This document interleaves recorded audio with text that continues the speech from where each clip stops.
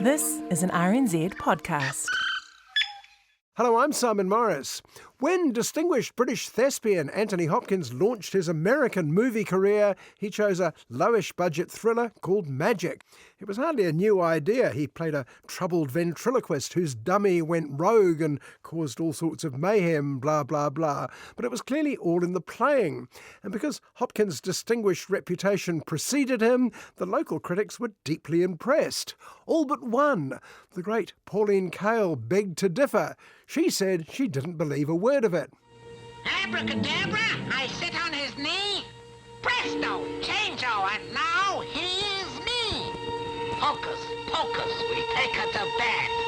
Magic is fun. Hopkins may have been a great stage actor, but he didn't convince as a nightclub act, said Kael.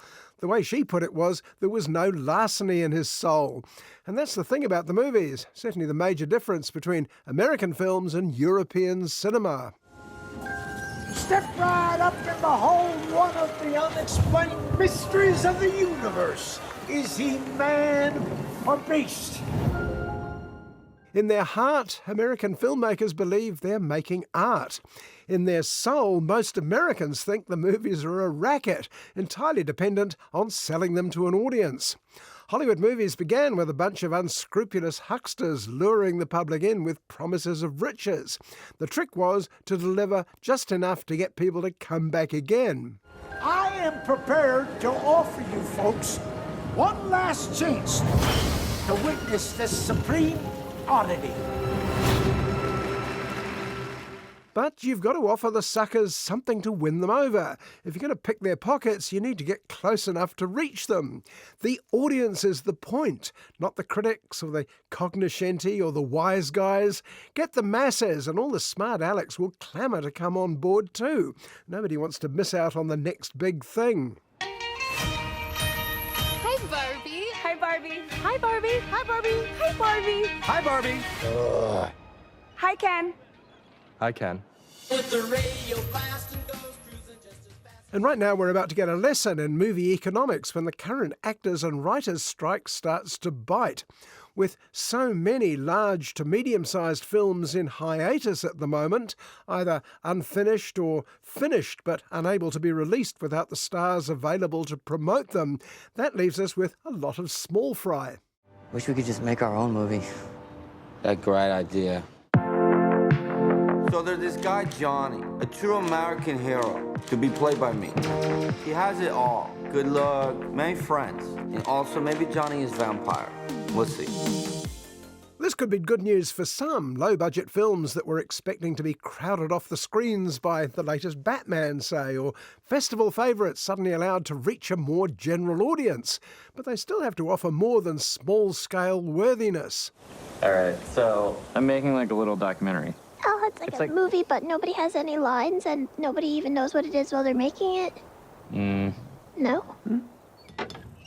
Which brings us to this week's selection. 3 films filling the gap left at the end of the film festival and this year's blockbuster season.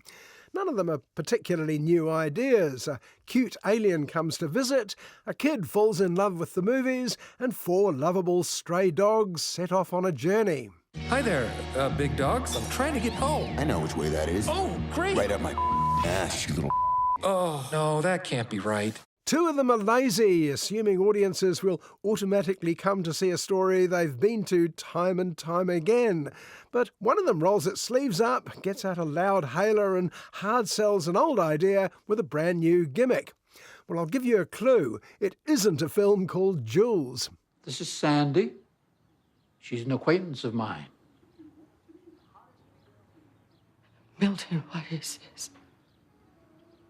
This is an alien from space, I suppose. Jules is one of those films that you can sort of see why someone might have wanted to make it. You just can't see why anyone let them. It opens in small-town America, in fact, the town hall of a small town where the only people who come to watch democracy in action are elderly retirees, like Milton. I think that we ought to change our town slogan. A great place to call home is confusing. I suggest a great place to refer to as home. Milton is played by Sir Ben Kingsley in a rather exotic curly wig for some reason. Each council session, he and several other senior citizens get up and share their reckons. They tend to be the same ones until one day... We need a crosswalk on Trent Avenue between Frost and Allegheny. And also... Oh, my. Until one day, Milton startles the council and spectators with a new complaint. Something crash-landed into his back garden, and what's the council planning to do about it? The other regulars think that Milton has quietly lost his marbles.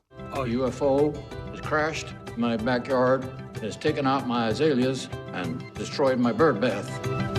When you talk like that, it makes them all take us less seriously. Did you just say UFO? But has he really? Sweet little old lady Sandy comes to visit and is shocked to discover Milton really does have an extraterrestrial visitor staying over.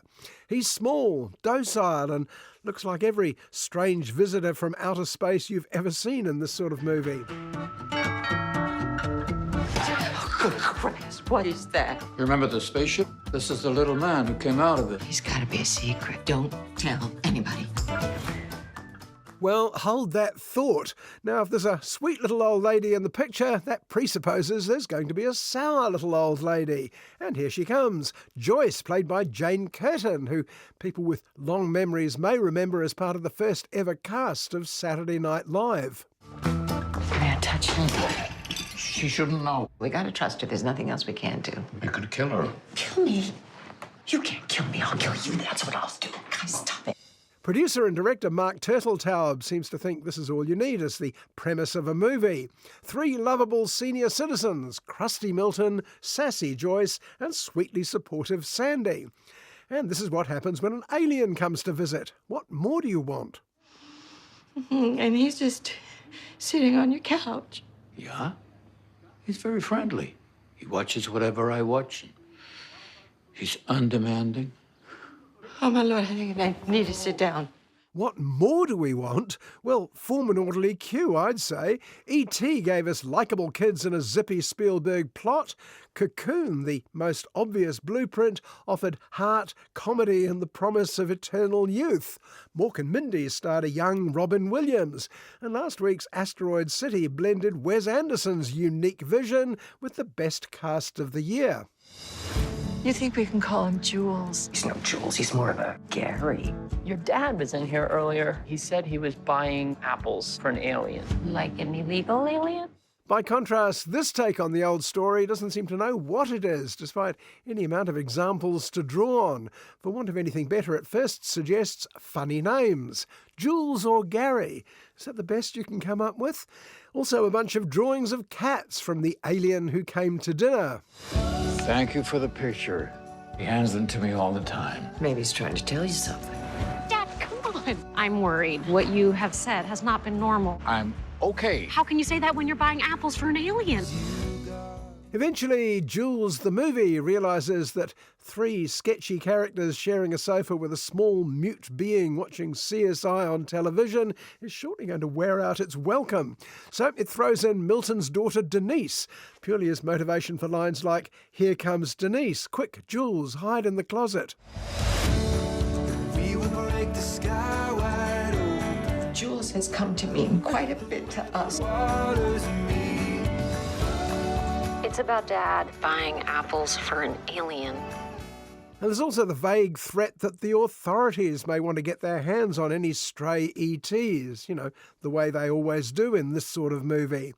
I'm not sure whether it makes it more or less appealing that Sandy regularly points out that they always do it in this sort of movie. I mean, there's meta and there's just unimaginative.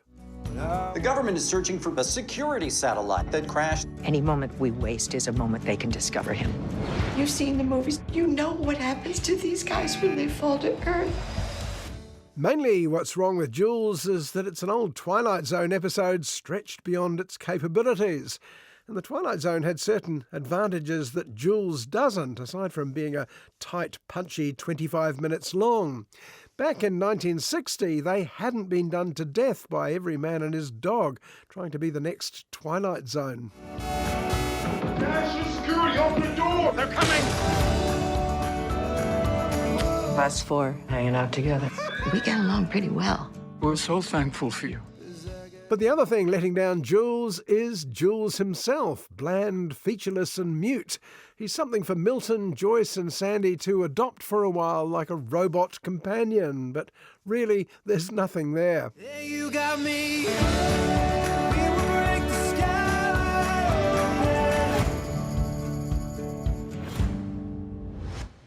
What the? Last Film Show is an independent movie from regional India. Geographically, Gujarat is actually quite close to Mumbai and the multi-billion-dollar Bollywood film industry, but in real terms it's 1 million miles away. Director Pan Nailan made a splash on the festival circuit some years ago with an art film called Samsara.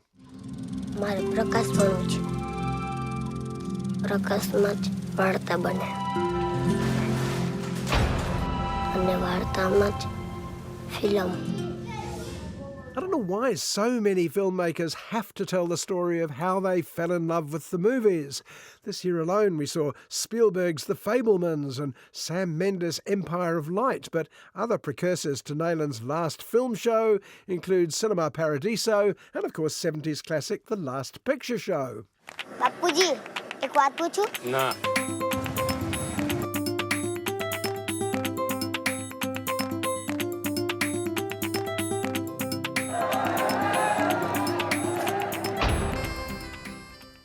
Well, let's meet the 10-year-old hero of Last Film Show, Samay, dirt poor, working for his father, selling cups of tea to commuters at the local railway station. આપણે અંદાજ છે ને શહેરમાં જઈએ છીએ સરસ મજાની film જોવા તમને ફિલ્મ પસંદ પણ નથી. આ વખતે જરા નોખું છે.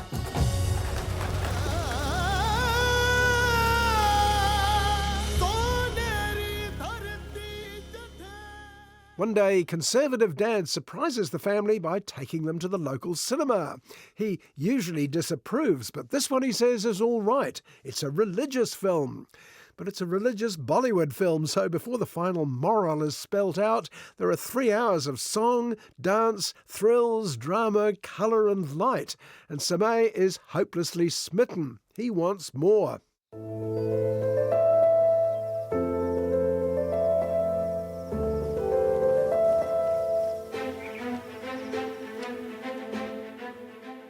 Well, there's unlikely to be more, what with Dad's attitude and the fact the family is permanently broke.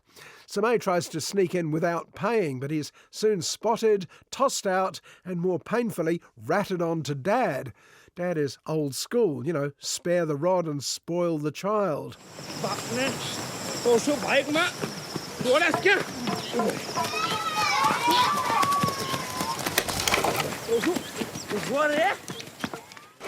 But somehow Mum manages to find a way to make Samay a delicious lunch every day. In fact, we only ever see her cooking in Last Film Show, but what she loses in character development, she gains in providing a plot point. બેટા તારે અહીંથી ભાગી કેમ જાવું છે?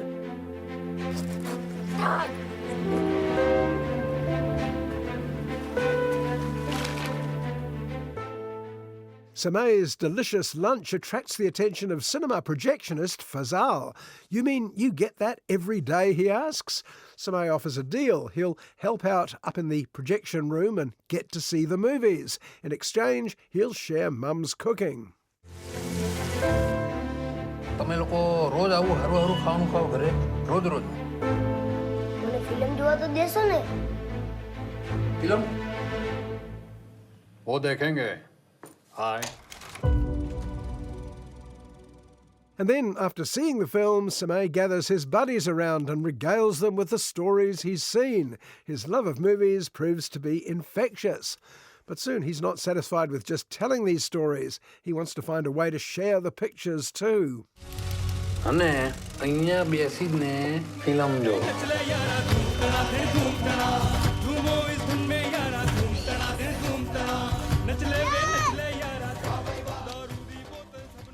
Now, a story as slight as this, Samay is clearly the on-screen avatar of writer-director Pan Nailan himself, so we have a pretty good idea where it might be heading. Depends on how well it's told. Last film show had enough charm to be India's nomination for Best International Film at the Oscars this year.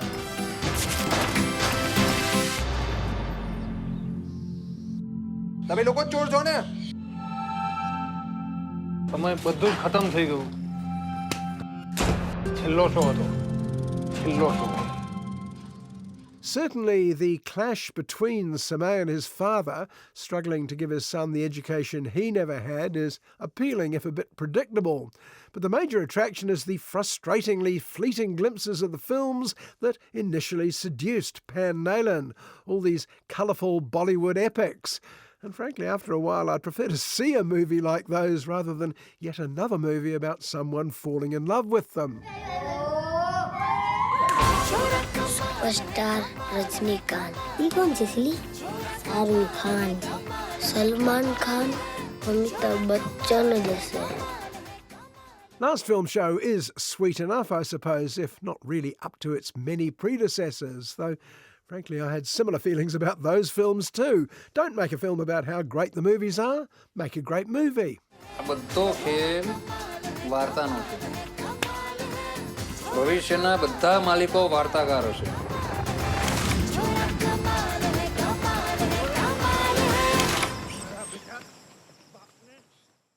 At the start of the show, I suggested you can't just make a film with a time-tested popular plot. You have to sell it.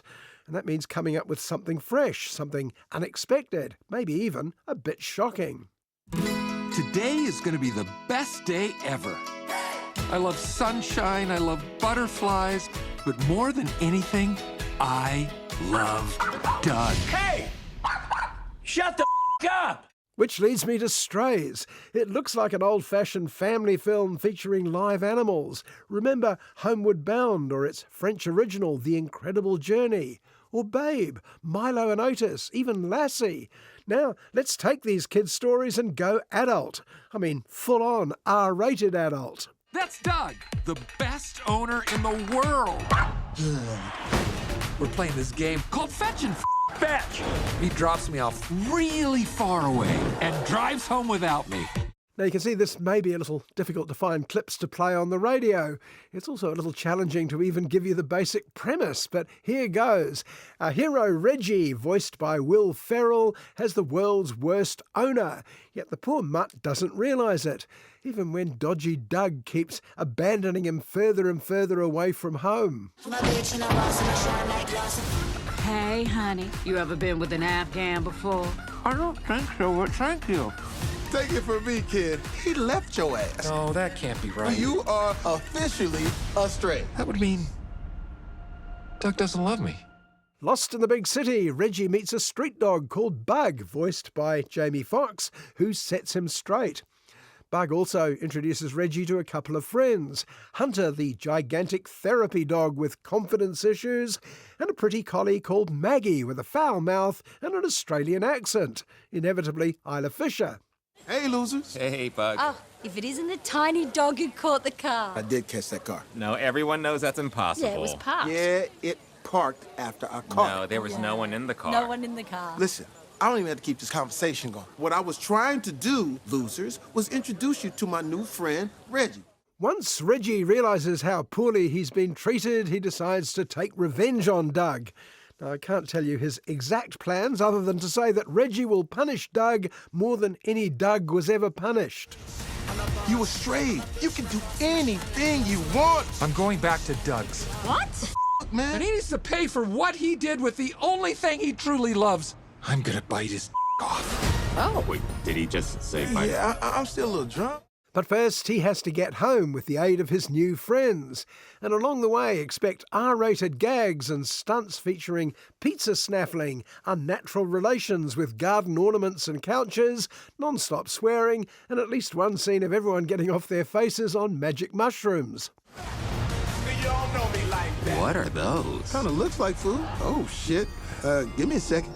You look different. Shit, you look different too. How so? Is it my human hands? Strays was produced by the hottest comedy team right now, Phil Lord and Christopher Miller, whose careers were launched with an unlikely hit, the animated Cloudy with a Chance of Meatballs, followed by even less likely hits with the remake of 21 Jump Street and various Lego movies. Going R-rated with a kids' movie was obviously child's play to them. I recently this couch. Best sex of my life. Wow. And she dirty, too. Oh, well, I can tell. Looks like she hasn't been washed in years. I'll see you later, baby. It was nice to meet you. But Lord and Miller's secret weapon is also on display in Strays. No matter how raunchy it seems to get, these dogs swear like other dogs bark.